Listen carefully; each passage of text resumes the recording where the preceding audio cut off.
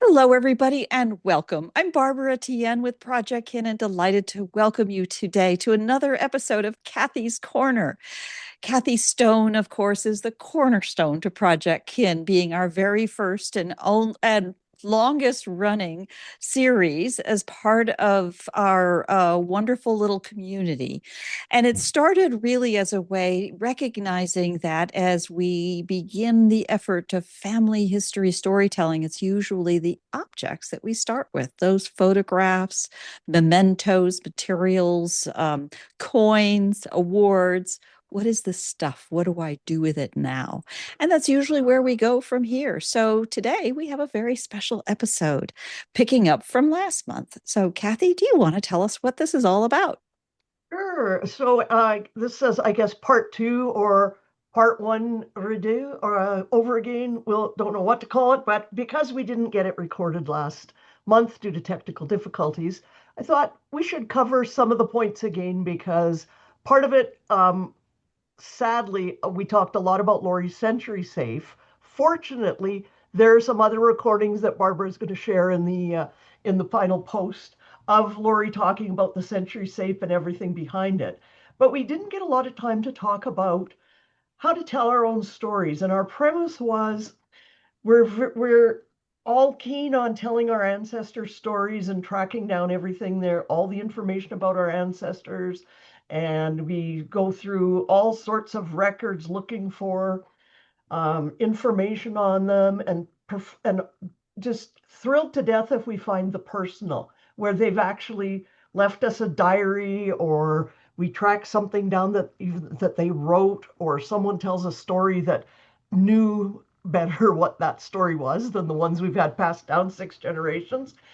It always delights us to find things like that give us a glimpse into their life, their day-to-day life, and what they did. And so the idea behind being a better ancestor is that we tend to neglect telling our own stories. For whatever reason, maybe we're too shy, we're too busy, we want to get those ancestor stories told. And in fact, they aren't going anywhere. We aren't going to find the person. I'm not going to get my mom to tell me stories, other than maybe in dreams and things. But I'm not going to get the people back to tell me those stories. But I can still tell my stories now while I am still here to tell those stories. So that's kind of what we're going to talk about. A little later, Lori's going to give us an update on the Century Safe, because that is, in fact, a way to tell Lori's story that she's working on too. But just some other things other ways that you can tell your story. And there's really a lot of methods when you sit down and look for it. If you're not trying to track down history that may or may not, you're not looking for documents that you can't find, and hopefully none of the places where your records are burned down yet. So it's actually in some ways easier, but we're reluctant to do it. We're focused on other stories. And we have a joke. I'm a scrapbooker. I've been a scrapbooker for, I guess I was in my teens too, because I found old scrapbooks that I made then. I've been a diehard scrapbooker since I had my kids 30 years ago. And one of the things we joke about is if you look at everybody's scrapbooks, you'd think every family in history had no mother, because the mother is the one telling the stories and was often the one taking the pictures.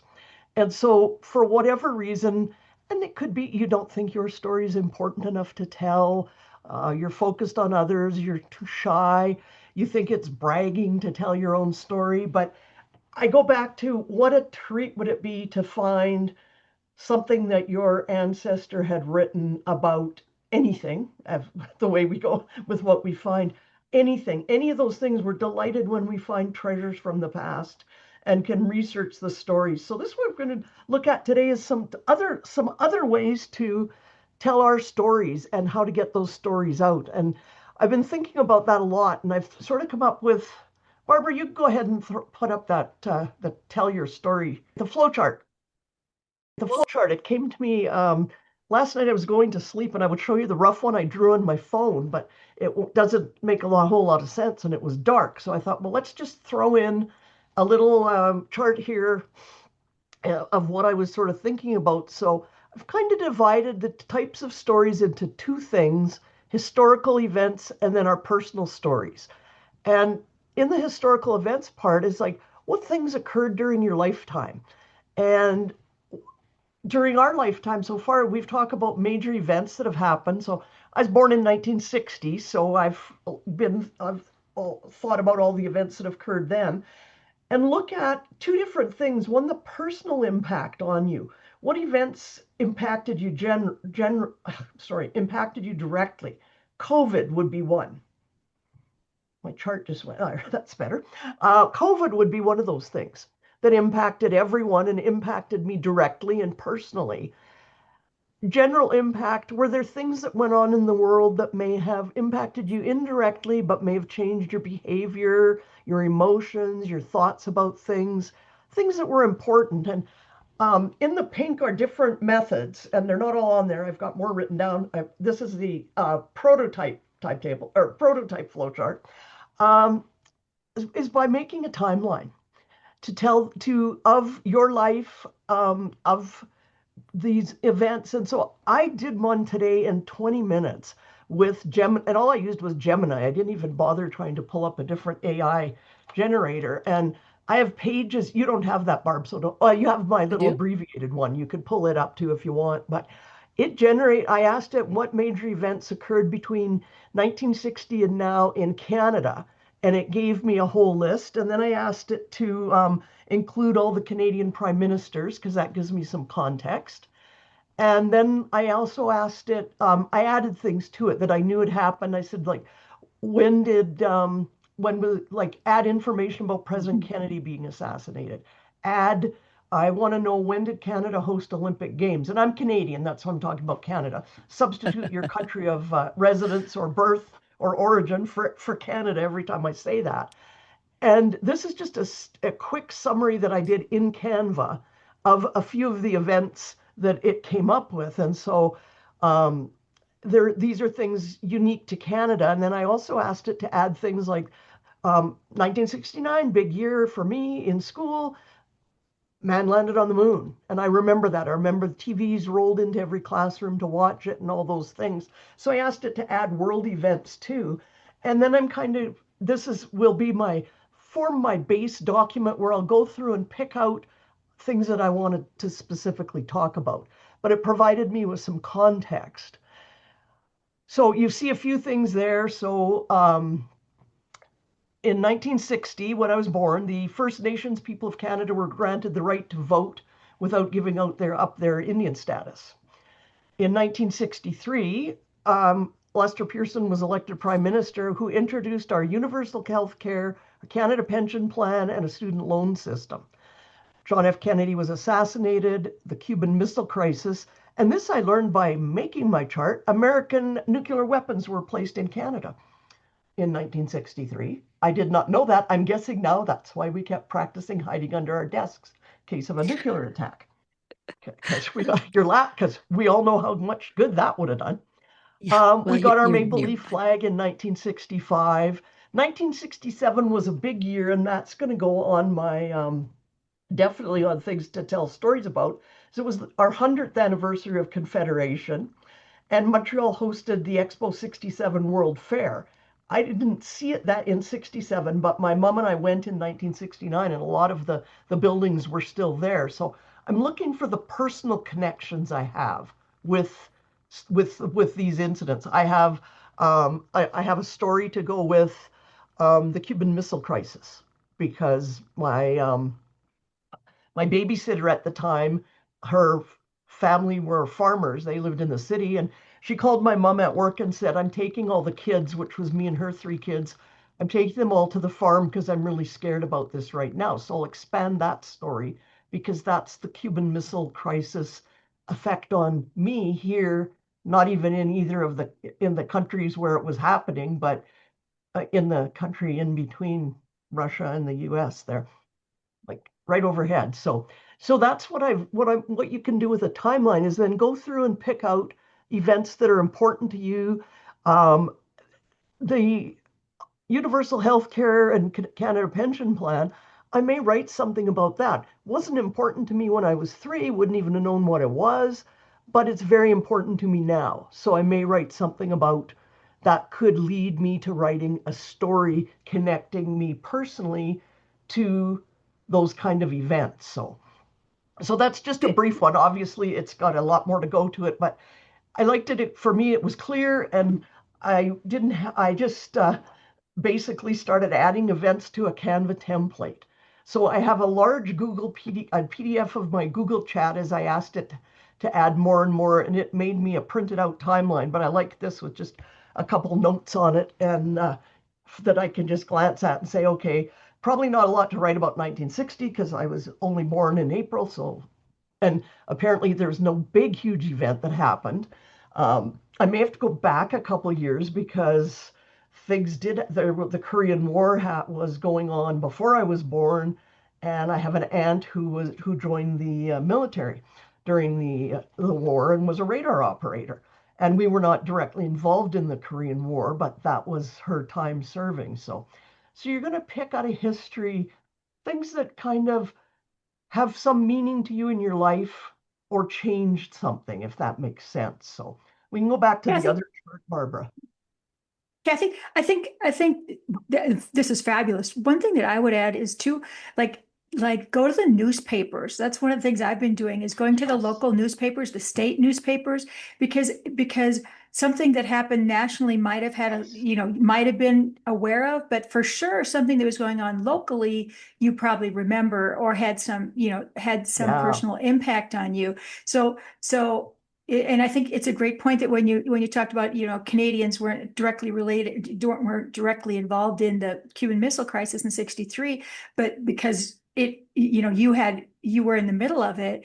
Look at those bigger world events too that maybe Yeah. you didn't have a personal connection to, but these things can still impact you even if they didn't Yeah. happen in your backyard. And maybe if it didn't impact you, it impacted your parents or somebody that was, in your household or something like that. And just that Yeah. awareness of what was going on from the micro, like in your family, Yeah. your personal life, all the way through to the world events on a time like that is just, I mean, and like you said, it's not hard. You go into a newspaper archive and look at your Yeah. local paper, just look at the headlines. I mean, that's what I've done Yeah. in the Century Saint for everybody's birthday, is gone through and just pulled out the headlines for that day. And And that's a great idea. I can include what was happening the day I was born. Yeah, yeah, yeah, yeah. Yeah. an No, and I example. wanted to add, and I was partly I was going to go through next and ask it to add events that happened in the province or equivalent of a state that I live Yeah. in, because there Yeah. were no doubt things going on that weren't national events too. But I love the Right. idea of just going through your own local newspapers, Yeah. and that gets a little Yeah. more personal thing. And then I feel like the timeline forms a basis to I can pick and choose and go, okay, I can write about that story about the Cuban Missile Crisis today. I can Mhm. pick just that story. And so it to me it serves two things, organizes everything for you. And Barbara, I think a little later on is going to give a little session, not today, but another session some point on Nightbridge Labs, where she's created a bunch of detailed timelines. And it would just be a case of what works best, which is my theme today. What works best for you? And for me, it was to get the Google document and then put it into a smaller document with just highlights so that I can just go, oh yeah, right. I'm not reading over and over the document. So And then that's the nice go thing ahead. about that too is you don't have to go from 1960 all the way through it chronologically. You can look at it and you can say, oh, this today, I want to write about this today, but I don't want to touch that for a while. And no, but this is a Yeah. cool thing too. There's Yep. no, it's funny because, I've kind of made, because I'm so technically astute, I kind of made one like this and it says, are you alive? And then it's got, do you have stories? I don't feel like I have stories. And then it all goes to the same one. It just says, write your story. Yeah. So Yeah, it's kind of the exactly. same thing. It is kind of the Are same, you and alive? that's sort of what we kind of how we use the same idea in for personal stories too Yeah. in photo managing. We create for, and I'm going to try and find the resources for Barbara. I don't know if I can find them today because the company that came up with them originally is no longer in business. But there's a family timeline, and it's got similar to what you said, Lori. It says forever. So I'm doing Kathy's timeline, but I'm going to put other people in it. And so when you do it, it shows, were they alive yet? No, no, until they were born. And you include things like where did I go to school? I have a timeline that lays out. And part of what we do with it in photo managing, we use it to help identify photos Sure. and to put photos together and dates on that we don't have. But it could also be very useful for telling your story if you know what grade you were in at a certain point. And then I love the idea of newspapers. I got to add that to the list of different sources because and to the resources because the looking in your local newspaper is a great idea. And The other so thing is, a lot of the times you can find like the major events of 1901 or 19, those things that are, we've got those uh, people have already done the work that have picked out the things that are, big things that happen in the world and by country and, all yeah, that stuff too.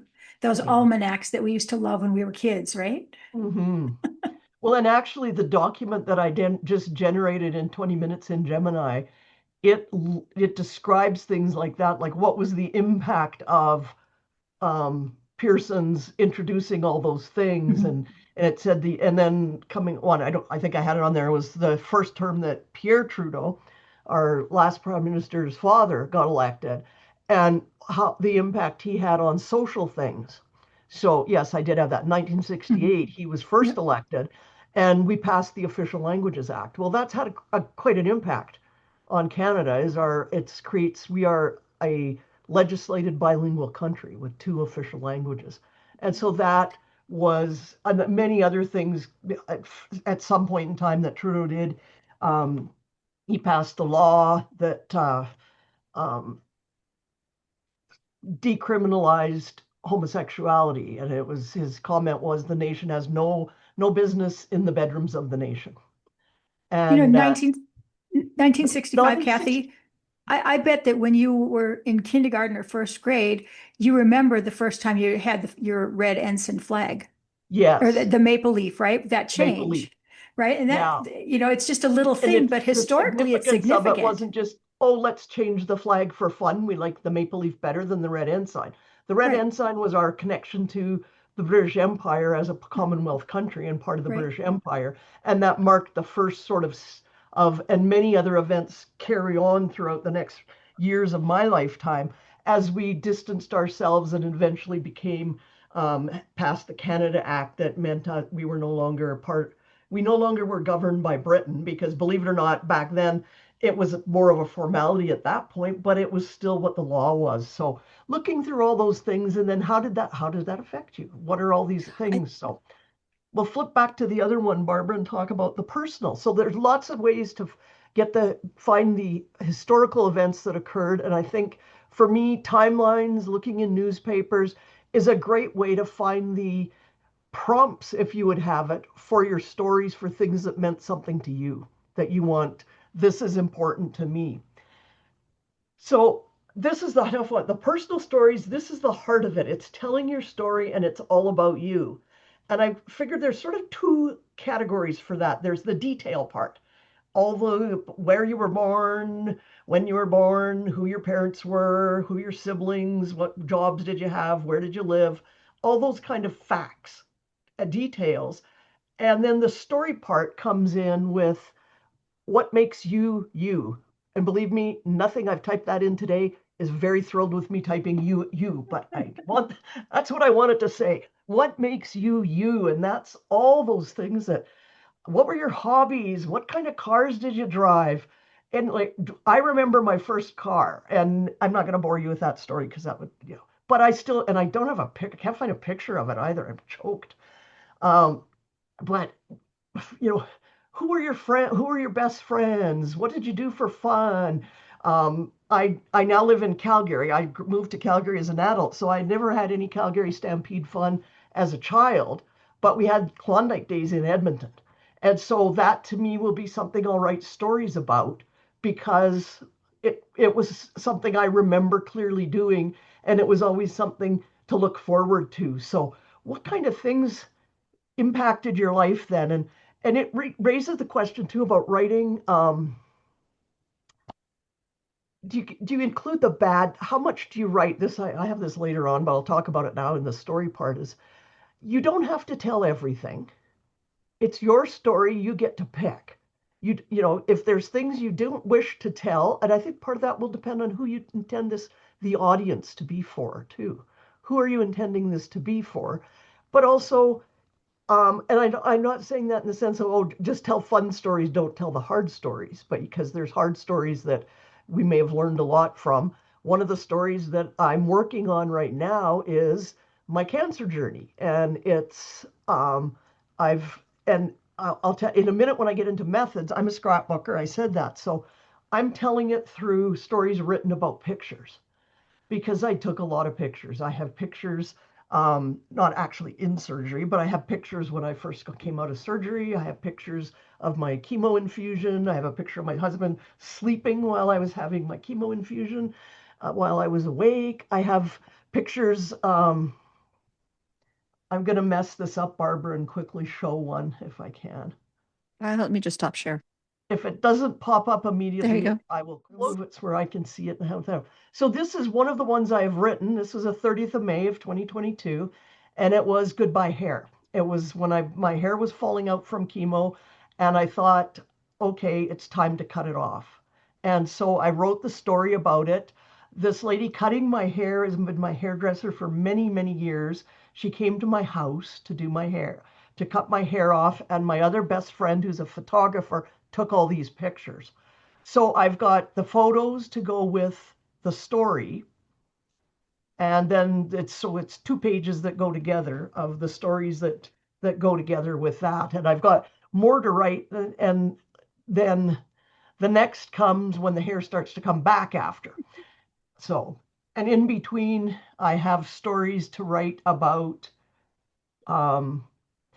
People gave me hats because, as you notice, that was the end of May, and it sometimes gets hot here in Calgary in June and July, and very bright sun. So everybody sent me hats. That was something that I don't know. I started off posted a pack. I was wearing a hat outside, and it was my old scouter hat, and it's quite beat up because we like take it camping, and it's got stories to tell. And apparently, a few of my friends went, "Oh my God, you can't run around wearing that." And so people started buying me hats. So I have a series of hat of the day with the stories about the people and what they meant to me to get me hats during all that. So that's a personal story that is it a happy story, but it can be. I survived. I learned a lot.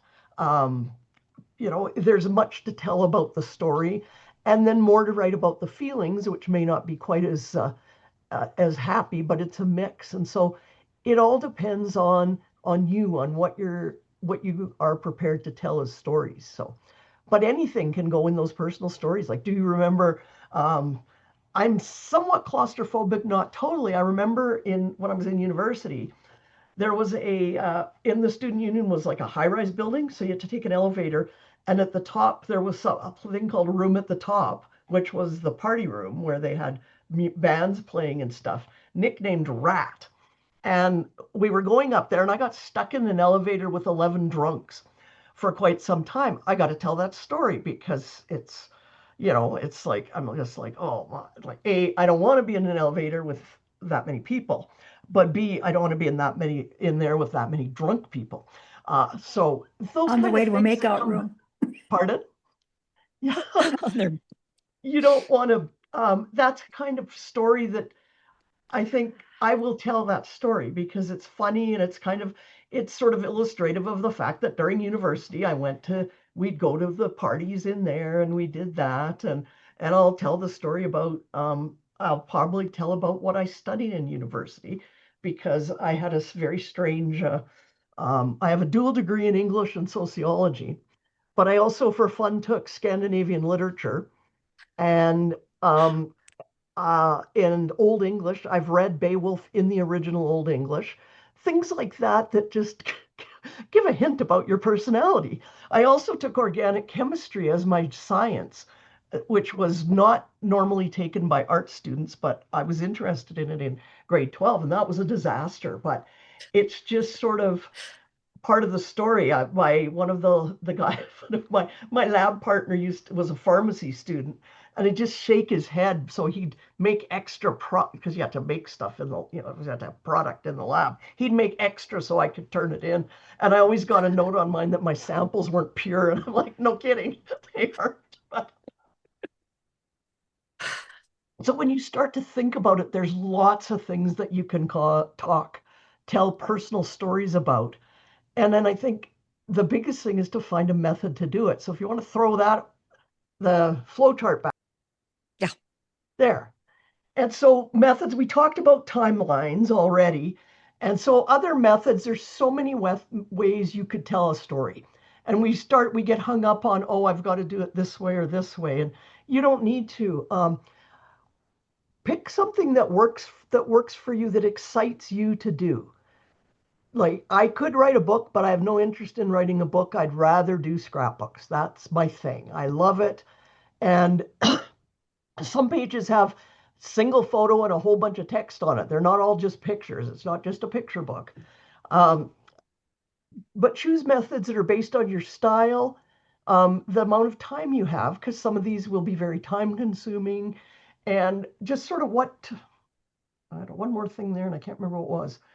And that's the big part. Break it down into projects or individual stories. You don't have to write your whole life story on the weekend, or say, this is all I can do right now. And if you break it down into some of the stories we've talked about, you can say, okay, today I'm going to sit down and do that detail page of where I was born and how I got my name and who my parents were, and the detail page. I'll sit down and do that, because you'll probably do that in an hour at the, even finding the documents to go with it. Or if you feel more like it, you could sit down and say, okay, I'm going to write a story about my favorite brother.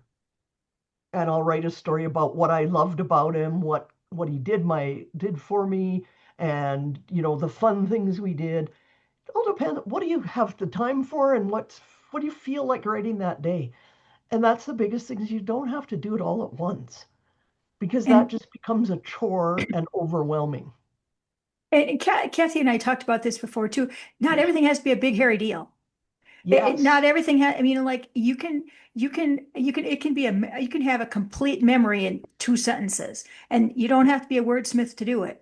You Yes. can, not everything has to be a big hairy deal. And I think that's the drawbridge that so many people get to, and they just run the other direction when you ask them to start telling them their own stories, right? Because we'll dedicate hours and hours and hours in researching dead people.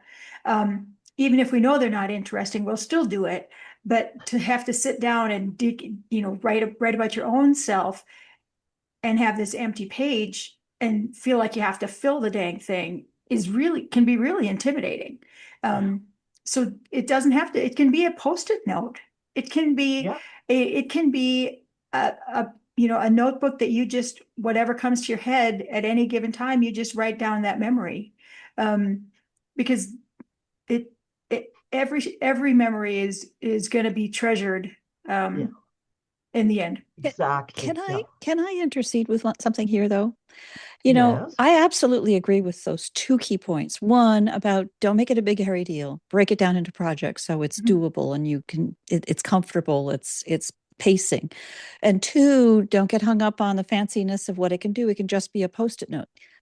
But absolutely, positively, do not let it be something that's disposable. Yeah. It can be disposable on the way. Yeah. And it can be created with disposable material. I got the post-it notes right here to prove it. Right. But make sure that you are collecting stories into a form that is can be preserved. Yes. And that's of vital importance. A post-it note in the beloved handwriting of a lost parent, for example, the fact that it was a post-it note is part of the story. So how do you preserve that when you know the ink is dissolving and the paper will crumble and dissolve everything else around it? You take a picture. And that's where we have the genius of Kathy. So Yep. thank you. Yeah. And that's a very good point, that you're keeping you're preserving these things are meant to be preserved. So another way, in the method section, you can write a book. If that appeals to you, doesn't appeal to me, but it may appeal to you. Write your autobiography. And if you go, wow, I have no idea how to do that, there are courses. Google, I'm not going to recommend any because I've never taken any myself. If anybody knows of good ones, throw them in the chat. But I'm just going to say, I Googled autobiography writing courses and a bunch of stuff came up. So it's not hard to find something. So take a course. And then the other possibility is to hire a coach. And that I will, in the references, give you a reference to a lady named Karen Ray, who's been on our programs before, who is a memoir writing coach. And she's published a whole bunch of articles of steps to help you write your autobiography. So if you go to her website, that should lead you to all those places. But we'll have her contact information in the references too. And the reason I pick somebody out that I know is because I know Karen. So just a note. I distinguish very clearly the difference between a memoir and a personal history. A memoir is a completely different animal than just writing your personal history and your memories and things like that. If you want to just record your memories and who you are for posterity, a memoir might not be the best bucket for that. Because a memoir, by definition, requires you to be introspective, not memory-based. Just a little distinction. So if you're looking for how to write a memoir, that's a different cat than just learning how to write a story. Write a story, yes. The other thing there are in the category of written are prompt books, and Lori and I talked a lot about this between the two of us. So the thing about prompt books, and again, Lori's provided one, she provided us one in May, and we're going to connect you to it again, of a series of prompts to help you write a story. You can also find millions of them if you search prompt book or tell your story on Amazon, you'll find a million books. So that's a possibility. What else was I going to say? I had another thing on that. Just hang on, and then I'll. On the one that we included, the one that we included is just one. It's like 15 different prompts that are just one super simple. If there's no stress, there's no. Like Kathy and I talked before. I mean, I've got multiple of those books over the years that are, 600 pages, and every day they require you to answer, like everything you need to know about me that I don't really have the desire to tell people maybe. And a lot of them are written from a very, very specific family relationship kind of manner or a traditional cultural manner. And they can be really uncomfortable to go through for a lot of people. And I mean, really uncomfortable. Blended families, a lot of them don't touch on blended families. So how do you describe that? Or just a whole bunch of things that happen in real life that a lot of those books don't address. And so when we talk about prompt books, I mean, personally, I would always look for the simple ones, the ones that are super simple. And there's some really good ones out there, and you can make your own up. But just not everybody is a cookie cutter family. Yeah, one of the cons I have about prompt books is because I don't come from a cookie cutter family, and I struggle with this. And I'm doing a session, which I was going to talk about later. Same thing, same idea, but I'm doing several weeks. I don't know how many weeks, but there are people in my forever community who are doing things. It's called Tell Your Story, and we meet each week, and there's a prompt to write to tell about. And so I got kind of wound up not too far down into it because I don't have a traditional family. So it was like, okay. Yeah.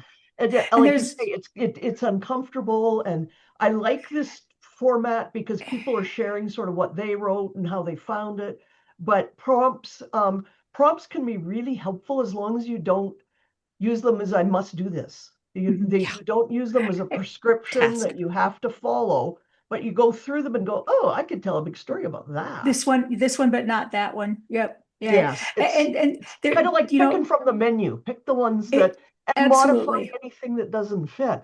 Yep. And I found it difficult. There's a lot of digital programs. I'm trying to work through Storyworth because one of my sons gave it to my husband and I for Christmas a couple of years ago. And what I'm finding with it is that problem right off the bat, but also it does it in random order. And so one of the very first ones was, who was your first pet? Well, from my perspective, I'm going to tell the story about my first pet, but I want a picture of it. So then I go down the rabbit hole looking for the picture. So my style is to find pictures and that fit with whatever story I'm telling. So a story that tells this, and and for my husband, ones was, tell a bunch of stories about your dad and when you were growing up. His dad died when he was 3. He doesn't have any stories. So it's like, okay, well, don't send that. Like, skip to the next question. So and then that wall comes up, right? Yep. That wall comes up that says my stories don't belong in this. My stories don't belong. My stories don't belong because they don't fit here. And so then I'm going to not tell them because you don't feel like you belong. So prompts, you can find them in both. And I've given a reference to a couple, just because, again, there's lots. I've used Storyworth, so I'll give you with what I've said now about it. I find it difficult to do. They send me, I don't know if they're sending them as often, but they seem to send you a prompt every week or so. And I'm like, yeah, I'm too busy. I don't like that pressure to be trying to answer something that I don't feel like talking about that day. I might do it later, or that I don't remember and I have to look it up, kind of a thing. And Memento, I know, is used by a lot of photo managers with clients. So I put that on the list. The other one is a tiny little Canadian company and the reason I include it is because I know the lady who's developed it.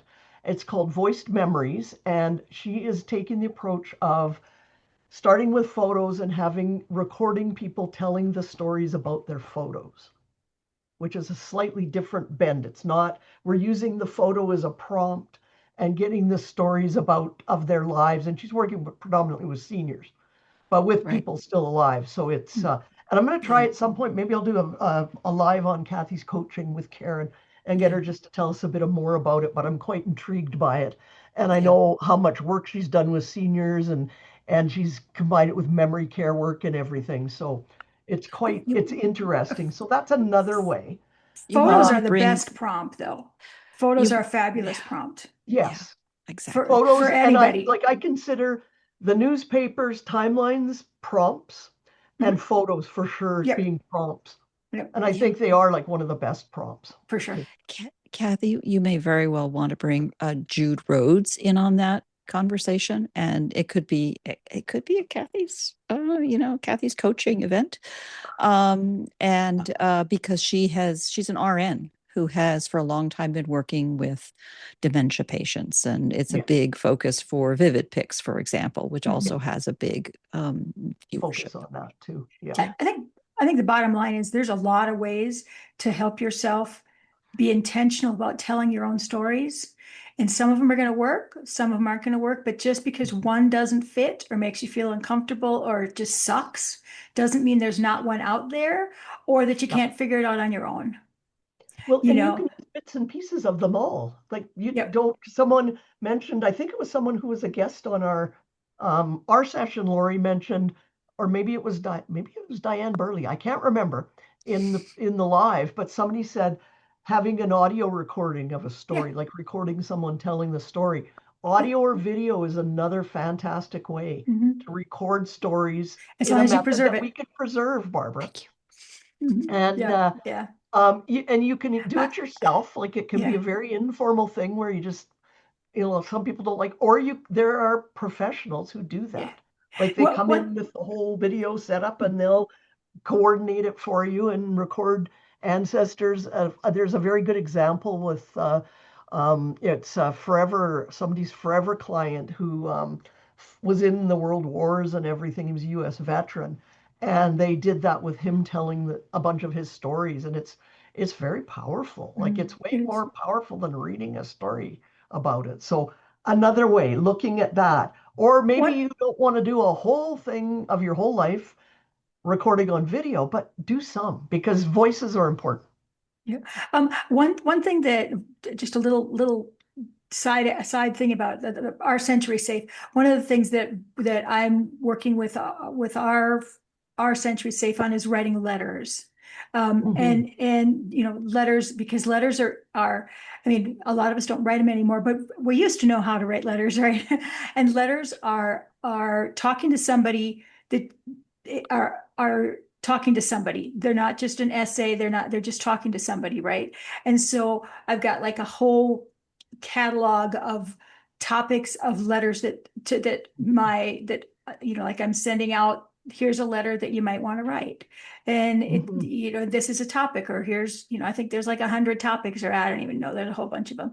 And letters is a great way to Yeah. preserve those stories too, because it's easy. It's in the privacy of your home. You can, you can write it any way you want. We all know how to write a letter. There's really no pressure about that. So Yeah. letters are a good one. And Well, that's what like the thing that we've included is it's a letter. It's a letter to somebody in the future. yeah. Well, Um, and in the audio recordings, I did something, and this wasn't my idea. I'd love to claim credit for it, but I saw the idea somewhere and I went, damn, that's a fine idea. I recorded one of our family traditions, which I have pictures of every year. At Christmas was for the boys to sit on my knee. The two, I have twins. And we'd read the night before Christmas. And so last Christmas, I secretly recorded the night before Christmas and I made them a wooden plaque with all the pictures of us over the years, sitting on my knee while we read the book. And I attached a QR code to a recording of me reading the book. I got tears. I did. But it's something that it's a little different. But it tells that story in a different way and will be meaningful for them, and it gives them my voice. And that was what this was: different grandparents reading stories for their grandkids, like any old book, reading it and recording it for the mhm. future, which Yeah. not really in the tell your stories. Mine connected more to telling a story. But and again, this, as I've talked about, the scrapbooking, it can be digital, it can still be, people are still doing old paper scrapbooks, and you can put stuff in them and keep stuff in them. Digitally, we take photographs and put, or scans to attach things to it. And it's based on using the photos as a prompt to tell the stories. And you can pick it through. Like I do pages where there's, because I'm also documenting, the life of my kids right now. But there'll be pages that just have a bunch of pictures on them, and a caption. But there's also pages that have entire stories written about them. And I don't remember if I showed it. I won't, because I want Lori to talk about the Century Safe too. But can't remember if I showed it in the May session. I had it ready. When my son was Your little, son. it got the Yeah. burn. Yeah, and so I wrote. There's a picture of him with his bandages around his neck, Oh, and yes, his yes, that was. because it was right before his birthday, and his grandma gave him Edmonton Oilers jerseys, so he's got his Oilers jersey on. And I wrote an entire page in my handwriting of that experience, and both fact and how I felt, and the fact that even then when I wrote that quite a few years ago, I still haven't gotten over that happening, and I never will. It sticks with you, and it's sort of like mother failed, Yeah, or so. yeah, And not a happy story, but yeah. it was. And also, if you're making pictures of your kid's birthday when he's 3, you need to explain why he's got bandages up to here and why his chin is beet red and looks like not good. So that's about it. So it's like find, and then and then time capsules, which I'm gonna let Lori talk about because that's Lori's thing. But that's another way of telling your stories, is the time capsule. But the key is find what works for you, figure out what you have time to do. And I guess it hit me, I talked about my cancer journey. It hit me when I got cancer, which was not what I expected to happen after COVID. Um, that was not anything in my mind, but it hit me that I'm probably not going to live as many years as I've already lived.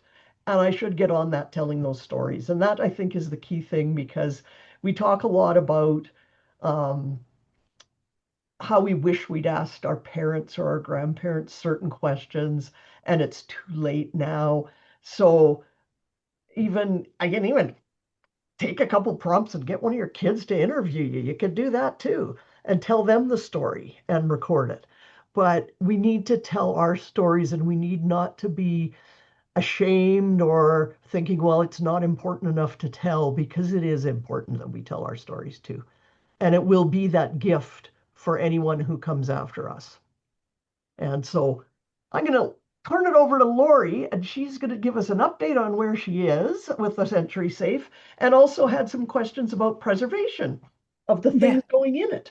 Yeah. Right. Oh, I got to Yeah. tell you one more before I go, because Marilyn Cartwright sent me a message. She watches all of our recordings, so hello on the recording. And she told me about um, what how she did a project. She's done a whole bunch. She has 80 pages made about COVID that she's going to put Good into for her her. book. And but she said she started off with the resources in the resources. I'm just scrolling to see if I actually wrote it down yet.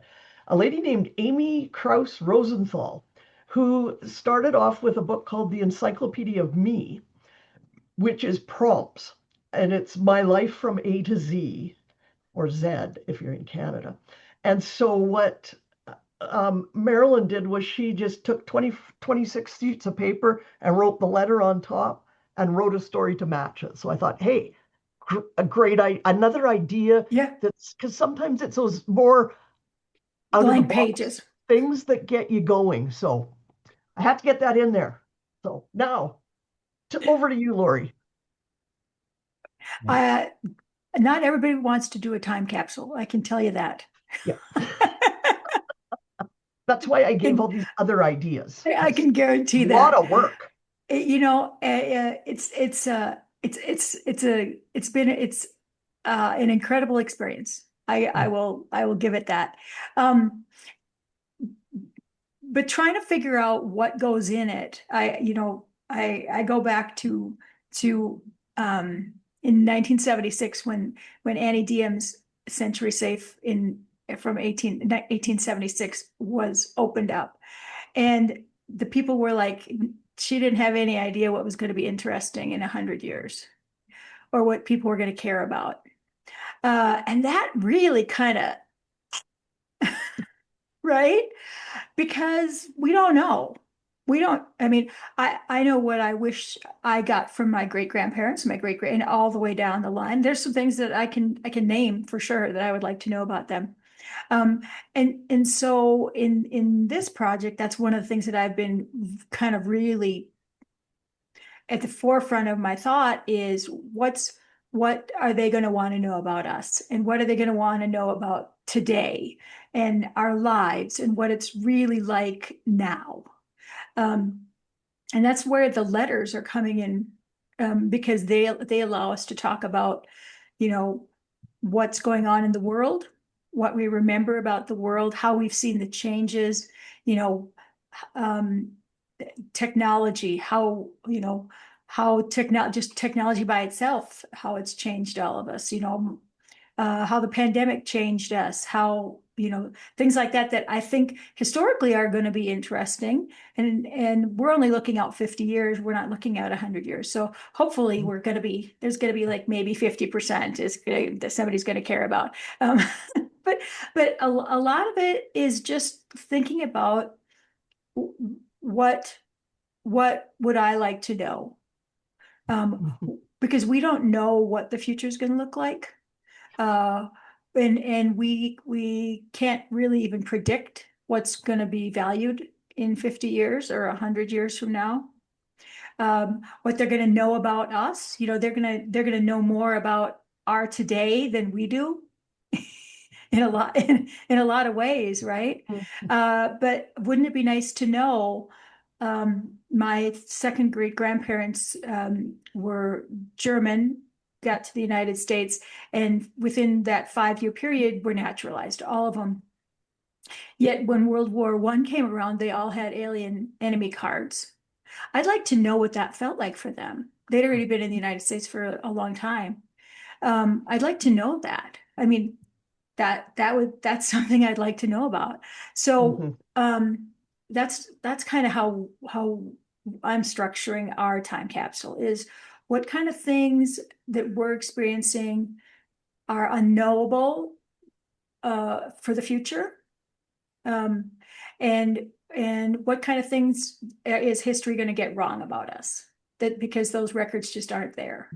They're just there's no records on, you know, for some of us, we're only in a record every 10 years.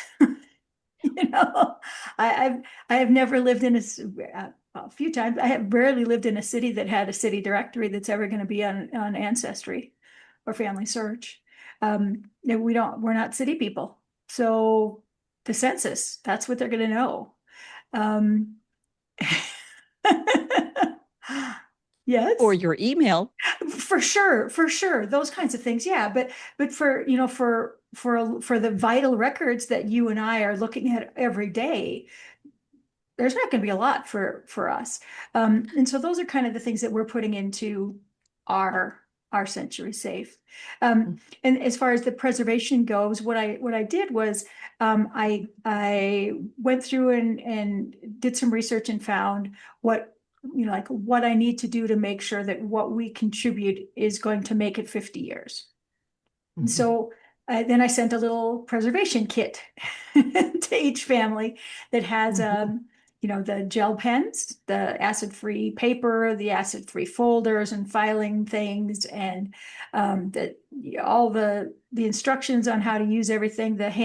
I've got blank sheets of paper. I've got copy paper so that when they print something on their computer, it can hopefully last. Um, I sent everybody an acid-free box that they're putting their things in between now and when I get them and start doing the curating and getting the things organized for into the safe. Um, and that's that. We're going to be taking pictures, scanning everything onto acid-free paper, and and putting it into archival supplied folders and things like that. So that, when and we're Barbara was talking about make sure that you're doing things intentionally, but also as permanently as you can, so that there's a chance that it makes it. So that's Well, I think that's that kind of what we're trying to that's do. great. Like that kit you've put together is terrific. I would also throw in, depending on if there's objects going in there, something to put the objects in, because the Yeah, biggest danger is things that aren't acid free and paper. Lignin is a big thing in yeah, paper, can migrate into other things. yeah. So, um, and there's like polyethyl. To me, I love polyethylene bags. Like everyone goes, why on earth do you think bags are a great idea? It's like because I can see what's in them. If you Yeah, put things in envelopes, you have no idea what's in them, and you end up handling them. And that's yeah. the other danger. I would throw in not latex or latex-free gloves. I'd throw in cotton gloves because they're probably going That's to a good last. idea. Because if you're in That's a a good a idea. sealed environment, and just with the hint that maybe when they're touching things, they throw on a pair of gloves before they Yeah, touch them. Because yeah, the of or instructions that if and you can put in both. I'm not sure about. I'm pretty sure cotton will last for a really long time because we have samples of cotton from many, many years ago. yeah, Not too sure how long latex or yeah. probably forever, but for all the ones that are in the landfills now. But I'm not sure what their longevity is or That's a if good they'll idea. off gas or anything like that. So I think cotton is good. The polyethylene bags they're safe. Sorry, I just lost. There I am. The polyethylene bags, they're safe. You can get them in a whole ton of different sizes Hmm. for objects and things. That's a good idea. Articles of clothing are probably good if you wrap them in tissue is probably best so they're not Yeah, touching other things. we've got some the acid-free The tissue. acid-free tissue Yeah. paper, Hmm. Yeah, I in don't terms know. We of haven't. like to me, the next issue is how are you going to digitally preserve it? Because Mhm. if you throw in a USB, is it going to be the beta tape Yeah, that we all find now that we're like, oh, we can do this? Or, yeah, and if like currently, well, when I started, currently the standard for recording things was gold DVDs. And we used, believe it or not, when I first started a photo manager, it's not that long ago, that's what we were giving clients their stuff back on. Well, now we don't because Mhm. nobody has a DVD player anymore. So it's, Yeah. I think having something online somewhere that has some chance of being preserved Mhm. with some way of being still there and having a way for the person to get into it Yeah. is probably a really good idea. So you want something that's private, that there's some, at least for as long as you're still around, there's some way that if it's going away, you can find a different place to put it. Yep. And I hope, Barbara, we talked about this in a Project Kin at one point about how to choose a digital storage place, and maybe we can Mhm. link to that one. I Well, no doubt needs updating because we did that a couple of years ago and everything's probably changed again. But just to give some suggestions yeah. with where you might put the digital version of everything, because I'm just Yep. assuming you can have a digital version of everything. Yeah, yeah, Yeah, and we've talked about Kathy and I have talked about that too. About what when I was at Roots Tech, I talked to a number of people about what's available out in the marketplace and the pros and cons. And I'm still working through that decision. yeah, I've got a few months before I have to get there, but that's definitely yes. part of it. Um, uh, I know somebody suggested maybe the Internet Archive, but the part of the contract I've made with all of us is that nothing that they write is going to be opened. Public. So they're putting everything's being put in their own envelope, so that they don't. There's no. There's a promise that it's not going to be opened before the safe is opened, just so that you can put whatever you want in those envelopes. Do And I So think you? that my biggest advice on finding somewhere to store stuff is find somewhere that you're paying for, because you're less yeah. likely for it to vanish or its rules to Mhm. change Yep. or Yep. them to use your stuff to train AI or use your stuff to promote their own systems with Yeah. if you're paying for the What storage. one of the other things that were is part of how I'm doing it is I'm having a transfer document that we're going to be working on, so that's all lined out in there. That said, this is Yeah. where it is. This is where the physical stuff is. This is where the digital stuff is. And then I've contacted a couple different groups that will like you can set up a schedule that it goes into an email and it says, by the way, remember that we've got this coming up that you have to, Hmm. re-up thing or something like that. Yeah. And we're also part of it, what I'm baking into it is the potentially baking into it. It's the plan. Hopefully it'll work, but making this so embedded in the family story, that it isn't Hmm. something that's just mentioned once. Right. Yes. You Right. know, I've talked about maybe having it, having some sort of a, um, like not an anniversary, but something on the calendar that every year, or at least Tie while you I'm into a around. holiday. Yeah, Yeah. yeah, Yeah. it's good, so that every year, at least as long as I'm around, it's going to be reminded. There's going to be a Yeah. reminder out And there. people know Have about it coming up. Yeah, yeah. have you already specified in this transfer document the file formats of all of the different kinds of digital materials so that I'm thinking today, if I were to recommend to somebody file formats to be using in my nerdy world, Mhm. I'd be recommending nothing other than, PNG, Text. JPEG, MP4, the text, and so on. But there are certain ones that even if they migrate, there will always be a migration path from them. And then if Yeah. you've documented them, so nobody goes putting it in JPEG 2000 or some wacky thing. Mhm. Mhm. Yeah. Or dot Yeah. maps. Yeah. Mm. I have not gotten into the weeds on that yet, but I'll be giving you a call. Yeah. I'm here for the weeds. Here for the weeds. Yes. But yeah, we haven't gotten quite that far. We haven't gotten that far. We're not even close to that yet. Yeah. So Backups and archives yeah, is, yeah, yeah. so important. Redundancy. Exactly. Redundancy. I'm And just that's all about important for redundancy. any form you use to tell your story Yeah, too. And it yeah, was occurring as you were talking about your time capsule, a variant of that kind of is something like the treasure box where you've kept where if you have a lot of physical items, but you want some kind of things that get passed down from person to person. Yeah. That idea of a treasure box, and again, I'd be using archival material as, or if you've got the old wooden chest that belonged to somebody's seafaring relative, you put everything in it in archival protective materials. You don't Yeah. just toss everything in there, but that would be another way of telling your story. Yeah. Is collect all your Through things through and throw. articles, right? Objects and articles. I mean, I could I got stories about everything around me except, well, this glass. I think there's something very important about making something special. Yeah. My grandmother published a book. Okay. So the book was special because it's numbered. And it just becomes the thing. Who is the keeper of the thing? And that's what is remembered and passed around in the family. It's the arc. And you knew about it. Oh You my knew God, about it. Yes. Arc. Right? And Yeah, that's what's it is. really But it's important not, is that people know about it. Like right. it's not something just in the back of the closet. Well, I kind of reference everything in this process. I bring back to Annie Diem's story, right? And she had this great elaborate plan that the US government was going to take care of this thing, and it was out of her hands, and it was going to work because she had talked to these people and made these arrangements, and that fell away fast within the first week. It had fallen away. And then it just fell out of memory, and there was no bringing it back.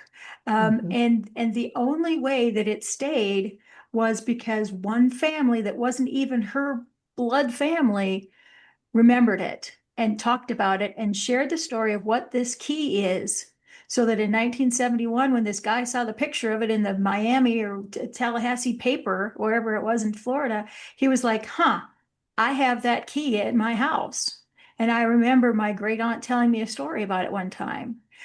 And so there is no fail-safe mechanism that's going to make anybody give a crap about what we're leaving behind or anything else unless we make them remember it. And that's on us. In marketing, there's an expression of the purple cow. And the idea is nobody expects to see a purple cow. It's unexpected. So it's remarkable. Remember. So if you have a key, make it a wacky key. If you have a box, make it a memorable box. If you have a time capsule, maybe it looks like a capsule, but make it memorable. And what you're developing, and the reason I think it's so hard, you're building a product. You're building a product of one. And you have an entire team of people that are all contributing like you would for a commercial product that would sell 20,000 a month. But you have one instance of it. And it can be lost. It can be destroyed. It can be all these kinds of things. So, yeah, it's hard. That's why it's hard. But look at what it's worth doing, why it's worth doing. Right. Yeah. And, like Annie's safe was 7 feet. It's seven. I mean, I've seen it. It's in the Capitol, right? It's 7 feet tall and 3,500 pounds. I mean, and it got forgotten. And they still lost it. I mean, almost. So there really, I mean, you can only do what you can do. And my approach to all of this, and it's insane how much this one silly story that I happened upon has influenced how I do what I do every damn day. And not just on this Century Safe project, but how I view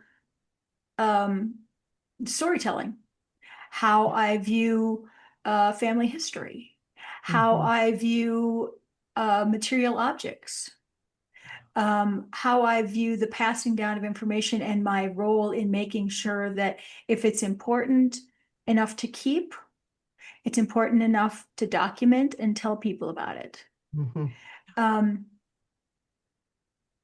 Yeah, it's I think that's a good it's been a trip. Unless we have questions. I think that's the perfect way to wrap up on how important this is. Does anyone have questions? That was my question. How has it changed how you look at stories now. Yeah. And you Man. just answered it. I mean, that Yeah. is everything. Absolutely. I mean, it's silly. I mean, I tend to be a little obsessive about stories anyway, because I spend so much time ingesting them and then giving them out. That's just my process. So I really get involved in stories anyway. But this one has just because it really is at the core of what we do as family historians. I mean, it's like the sample case of why it matters, why it has to be intentional, why there's no time like today. Start early and often and do whatever works for you. And if people think that's not the right way, well, then they can do their own thing by their own way. But this is how I'm going to do mine. Yeah. And there is no right and there is no wrong. Mm-hmm. And it's the intention and the intentionality of doing it that really makes it work and makes it the work. Yeah. Well, why don't we take that as the close? I think we will have many more comments and suggestions and tips and contributions and questions to follow in the chat, and we will be pointing back to this one and pointing to other ones in the weeks and months to come, because at the end of the day, these are a conversation. And I want to thank you, Kathy, once again for our marvelous, magical Kathy's Corner. And Lori, you are such an important part of this equation in this conversation as you do this important work and also inspire all of us going forward. Linda and Rob, I know you're all working on your own projects as we take this forward, and all of you out watching this. Let's take it forward. We're talking about the meaning. We're talking about where it's capturing the meaning in one way to pass it to the next generation. I'd really like to encourage you also the little day in the life thing that's added on there. It's super short, super easy. Just download it. Added onto where? Lori's document. My document. That's it. Yeah. Download it, print it out, and just spend some time with it. It's a really easy, intuitive, no pressure way to start telling stories about yourself, even if you think you don't have any good stories to tell, because all the stories are good. Exactly. Thank you. Thanks, everyone. Bye-bye. So we'll be talking soon. Thank you. Bye-bye now. Bye-bye.